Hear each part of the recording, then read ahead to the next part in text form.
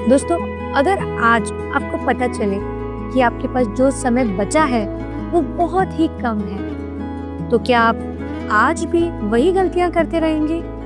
एक राजा जो अपने सिंहासन की लालच में उसे छोड़ना ही नहीं चाहता था, एक बेटा जो पिता की हत्या करने वाला था और एक बेटी जो घर से भागने वाली थी। सिर्फ एक दोहे ने सबका जीवन बदल दिया। ये कहानी सिर्फ राजा की नहीं, आपकी और मेरी भी है।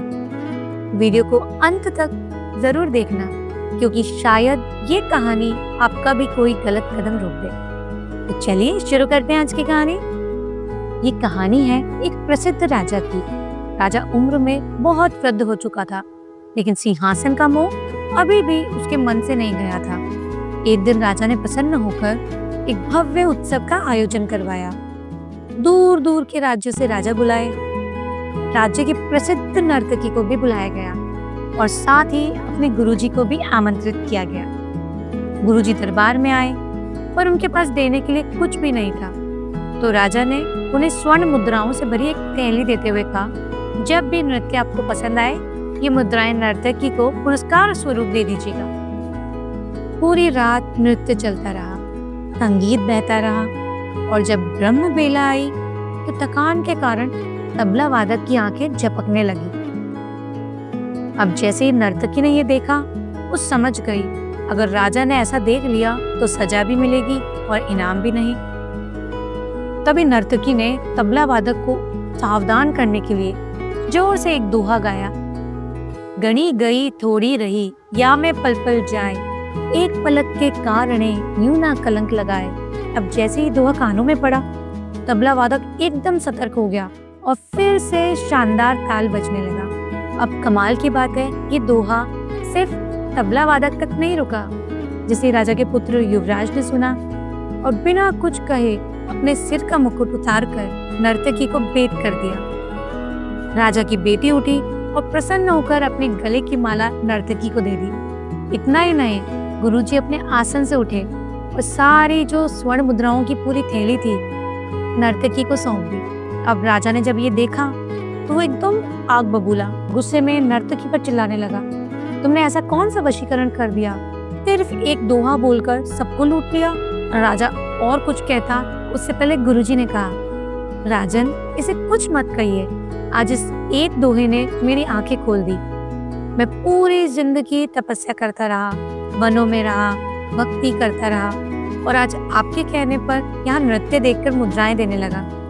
इस दोहे ने मुझे समझा दिया, गणी गई थोड़ी रही, थोड़ा सा ही जीवन बचा है और मैं उसे किस दिशा में ले जा रहा हूँ। आज ये नर्तकी मेरी सबसे बड़ी गुरु बन गई है। ऐसा कहकर गुरुजी तो वहां से निकल गए। तभी युवराज आगे आए और बोले, पिताजी, आज मैं सैनिकों के साथ मिलकर आपकी हत्या करने वाला था, क्योंकि आपका जो ये सिंहासन का मोह है वो मुझे कभी भी राजा नहीं बनने देगा। आप ये सिंहासन छोड़ना नहीं चाहते, लेकिन इस एक दोहे ने मुझे रोक दिया, समझा दिया कि आपका समय अब बहुत थोड़ा बचा है, तो क्यों मैं पिता हत्या का कलंक लूं। इसने मुझे एक महापाप से बचा लिया और यही कारण है कि मैंने अपना मुकुट इस नर्तकी को दे दिया। अब राजा की बेटी उठी और बोली, पिताजी, आज मैं महावत के साथ भागकर विवाह करने वाली थी, क्योंकि आप मेरे विवाह के बारे में सोच भी नहीं रहे। लेकिन इस दोहे ने मुझे भी समझाया, थोड़ा समय ही तो बचा है, आज नहीं तो कल आप मेरा विवाह करा ही देंगे। इसलिए मैंने भागने का विचार भी छोड़ दिया और अपना हाथ इन्हें अर्पित कर दिया। ये सुनते ही राजा की आंखें खुल गई। राजा ने उसी क्षण कहा, पुत्र, आज से और इसी पल से तुम इस सिंहासन के राजा हो।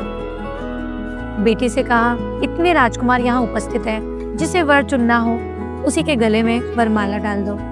और स्वयं राजा बोले, अब मैं भी राजपाट छोड़कर भक्ति के मार्ग पर जाऊंगा। जो थोड़ा समय बचा है उसे प्रभु को समर्पित करूंगा। ये सब देखकर नर्तकी सोचने लगी, मेरे एक दोहे ने कितनों का जीवन बदल दिया।